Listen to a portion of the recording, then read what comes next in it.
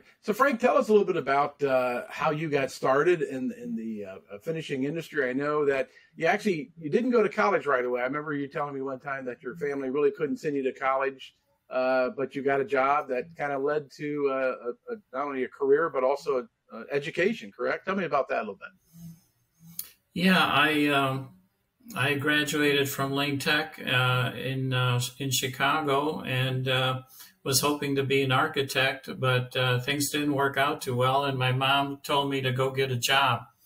So I hunted around for a job, signed up with an employment agency, and they found me a job at Scientific Control Laboratories, owned at that time by Simon Peter Gary, and he hired me on as a laboratory technician, and this was 1966. Oh, okay. And shortly after hiring me, he kind of recognized some talent there and suggested I go to school at night. And I told him about my financial situation, and he said, well, I will pay 80% of your tuition and books. As long as you keep getting A's and B's, I'll pay half if you get C's, and you're on your own if you get worse than that. And so I spent the next 6 years going to night school at Illinois Institute of Technology and graduated in 1974 with a chemical engineering degree, and spent the next few years at night school again, going after a master's in metallurgy, which I got in 1980. And all that time, of course, I worked for Scientific Control Labs. Right, right. And explain to it's what Scientific Control Labs was doing in relation to the finishing industry. What were all you doing there? Yeah, Scientific Control Labs at that time was a technical resource for metal finishers, anyone that did anodizing, painting, black oxide, any kind of metal finishing that was done in the Chicago or the Midwest area. We would provide analytical services, analyze the solutions. We would do quality control tests on the finished products themselves. So I learned how to do salt spray and microscopic cross sections, and how to analyze a cyanide copper plating solution without killing yourself by pipetting it by mouth, which was common in those days. Mm-hmm. Right. And we also had work that we did with companies that made products for the qualified products list for the military. Mm-hmm. Scientific Control was one of, I believe, 2 laboratories that was approved outside the actual depots that was approved to test aircraft cleaners, paint strippers, various products used on aircraft. To see if they met the various specifications. So I learned how to conduct those tests in the specs. We also were approved to qualify penetrant inspection systems, the MagnaFlux type products. And so, pretty much any kind of technical resource that required at that time was conducted as a private laboratory. So the big boys in that time frame, they had their own labs, but the smaller shops would use us. Gotcha. And I know you eventually became owner of a Scientific Control Lab, and I think there was one. So we talked about you had early on you worked on a project about ECG electrodes, right? And you kind of helped revolutionize that, and is that what helped you buy the company eventually down the road? Yeah. That once I got my degree, well, even before I got my degree, I think it was like 1969, 3 years after I got hired, the laboratory manager decided to move on to Apollo Metals. And that left the lab manager position open, which I convinced the owner to give to me, even though I didn't have a degree at that time. And he just said, well, as long as you keep working towards it, you can manage the laboratory. I did get my degree in '74. And shortly after that, I got a phone call from a company called Monotrode. And they were in the business of making EKG or ECG electrodes, those things they stick on your body. Hmm. And at that time, there was a problem generic to the electrodes, in that if you were in the hospital and connected up to the oscilloscope or whatever the unit is, if your heart stopped, they would do a defibrillation, and that would cause the electrodes to polarize, and the heartbeat wouldn't show up for as much as 5 or more minutes, which obviously gave the doctor some their own heart attack, because you can't do it a second time. That might stop the heart, and if you don't do it at the right time for the second time, the person dies. So at any rate, this company, Monotrode, had an idea for applying a resistive coating to the electrodes, which would dissipate the charge from the defibrillator. And they had a little demonstration they gave me with a 9-volt battery that showed that if you put a resistive coating on the electrode, the oscilloscope trace would come right back after the defibrillation. But they had a problem with the coating. It didn't last very long. It wasn't as good as they wanted it to be. And they wanted to know if I my company, Scientific Control, would be willing to conduct research to come up with a better coating. In a nutshell, I did come up with a better coating. And for the next 3 years, from January of 75 until roughly early 78, we produced the coatings on those electrodes. We also set up a silver plating line because our coating didn't last either, because there was a battery set up between our coating and the silver electrode. And so our coating, the silver electrode it was placed on, and a brass connector that was smashed over the coating set up a battery, which then dissolved the coating, and so we ended up having to silver plate the brass connector. Okay. In a nutshell, we solved the problem, and from 75 to 78, I think we managed an average of around 1 million electrodes a month. Cy Gary, the owner of my business, made enough money to become partners in Standard Federal Savings and Loan, which was a new bank they formed.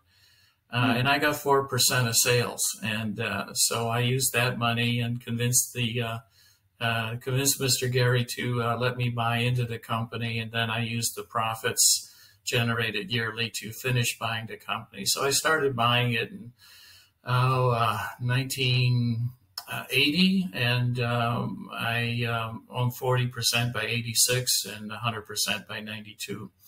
And then I ran it from 92 until 2006, and sold it to 2 of my employees at that time. Gotcha. Wow, that's a pretty good American success story, isn't it? Yeah. Being at the right place and working hard and being smart will pay off for you. It always seems like it does, doesn't it? Yeah, sometimes I want to thank Mr. Gary. Other times when I was owner, I kind of cursed him. Right. Well, it's funny. I run across a lot of finishers in the U.S. And, sometimes I'll say to them, who was instrumental in your career? And your name comes up about 50% of the time. Wow. I mean, I think it comes up repeatable. And I don't know if it's people that have worked with you, with your lab when you had the lab, or they took a class from you. But when did you start teaching courses? Was it after you left Scientific Control Labs, or? No. When I got my master's degree which I was also at Illinois Institute of Technology, the head of the department, Dr. Breyer, and I were kind of buddies. And I went to Dr. Breyer and said, you're producing metallurgists that don't know really anything about finishing metals, especially electroplating. And I suggested to him that a course be introduced at IIT on that subject. And he sat on it, I think, for maybe a good year or two, and then gave me a call and said, yeah, let's do it. So I think in the early 80s, must have been 81 or 82, I started teaching. electroplating at IIT, and I did that for 6 years. And we even had a lab where you had the ability to electroplate. We had copper, nickel, chromium plating, and we had gold plating, and students could actually get hands-on experience with it. So that's how I got started. At the same time, I taught, I think a couple of years before, like 1980, I also approached American Electroplater Society at that time. That's what they were called. And asked if they wanted an instructor, and they put me on. So I've been teaching for AESF since 1980. So been a long time, 42 years now. 42 years, yeah. Long time. What do you enjoy most about teaching the coursework that you've got? I think what I like most about teaching is when you talk to a group and some light bulbs go off and they get all excited. Well, we're dealing with that right now, and thanks for the advice. And once in a while you get a call back, that worked, and I'm so grateful. And that's always kind of fun. Seeing students get excited about a subject that's really kind of dry and hard to relate to. I get a kick out of that. Right. Yeah. It seems like it's always, somebody else has the same issue across the country somewhere, and they can learn from these type of things. Yeah. I'll give you a good example. One of my students, I think she still is the owner of 3J's Industries in Chicago, Joanne Moroza. She was one of my students at IIT in the night class, and she wanted to take her father's old watch, a wristwatch, and gold plate it because it was all beat up and worn out. And she was so excited when she got out of the lab and she had plated it to just a beautiful gold finish. And I just got a kick out of that. Another example is a kid named Rudy Fuse, who was I think that was his name. I don't think so. His first name was Rudy. Rudy Fuse was somebody else. But at any rate, a grad student, first name Rudy, he approached me and said, hey, in all my classes, I gave the students a semester project, which was go find a piece of junk and refurbish it. And he said, I don't want to find a piece of junk. I want to go to a toy store and buy a chess set. And I want to silver plate one side, and I want to gold plate the other, copper plate the other side. He went, and I think he went to Toys R Us. In those days, they were still in business, and he bought a $12 chess set made out of some unknown garbage plastic, which we then had the hardest time figuring out how to etch it. Oh yeah, and get it to a point where we could get some adhesion. With my tutoring him, it took him an entire semester to get one pawn. I think it was silver plated. And I loved it so much that I said, hey, you only got one piece done. If you're willing to work with me, I'll partner up with you over the summer. We'll get the rest of your chess set done. And I'm going to go buy the same thing, and we'll each have a chess set. So today in my living room, I have a memento from that occasion. I have a chess set where one side is copper and the other side silver. They're both antiqued. And I use that in my teaching classes to show them that, you can plate anything, including some trash plastic from Toys R Us. Even plastic, yes. That's true. You've always advocated getting involved in the industry, giving back to the industry, the AESF and NASF and all the other ones before that. I mean, you still encourage a lot of people that are taking your courses to really get back and get involved and go to events and shows and stuff and get to know other people. Oh yeah, absolutely. I mean, there's nothing like the trade show surfing for picking up the latest technology and listening to some technical papers that might reveal a new way to, new direction to go, or the latest finish that's out there. You can really pick up a lot of information by going to trade shows. The local chapter meetings are great places to meet others from the industry and either share jokes and stories or gain some information. I joined AESF in 1970 before I got my degrees, and I was mentored by a number of individuals, Charlie Geltzalder, Weldon Crawford, Bill Crawford, who's known as those two individuals especially, would take me aside, and if I didn't, if I heard something and didn't know quite what was being referred to, they would explain it to me. And right. I always had a great conversation with a lot of those people. Jimmy Blackledge at Craftsman was another person I got a lot of information from, and camaraderie. Right. Yeah, because in this industry, if you've got a problem, it's helpful to quickly get to an answer as possible you can. And like you mentioned before, usually somebody else has had that problem or they've been through it, and they can relay that to you. And that's kind of the key with that.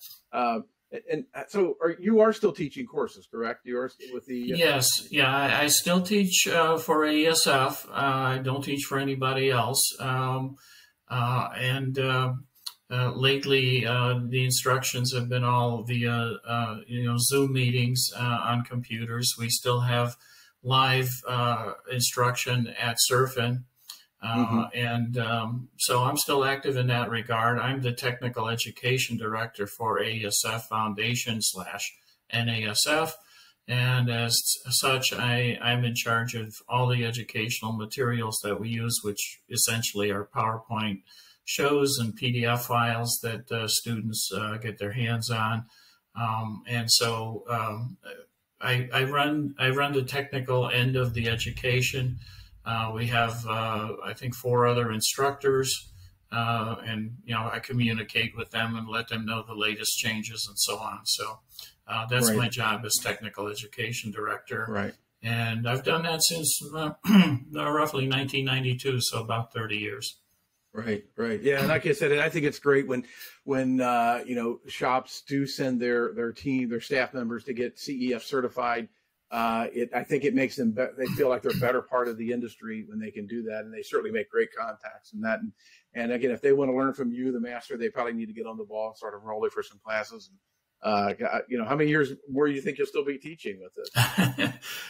I don't know. As you can see, the hair's gone, and the wrinkles are there, and I'll be 75 next year. So as long as I'm feeling good and challenged by it, I probably will continue on with it. But I am trying to ease off on the number of on-site instructions that I do, because travel gets rather more troublesome, less fun when you're older. When I was in my 40s, I'd be excited about going to Singapore and teaching there. Not so much anymore.